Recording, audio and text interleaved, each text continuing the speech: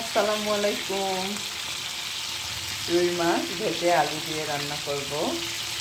এই মাছটাকে ভেজে নিচ্ছি।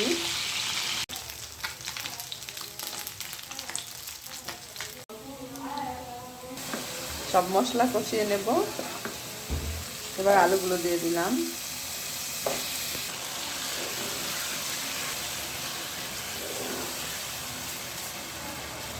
এবার টমেটো কুচিয়ে দিই।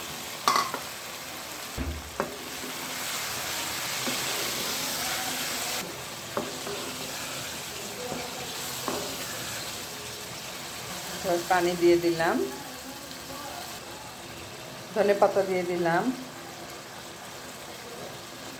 এবার আমি ঢেকে দেবো, আলুগুলো একটু সেদ্ধ হবে। সেদ্ধ হয়ে গেল, এবার মাছগুলো দিয়ে দিলাম।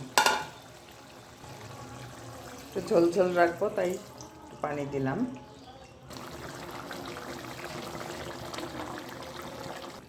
হয়ে গেল আমার আলু দিয়ে রুই মাছের ঝোল করা।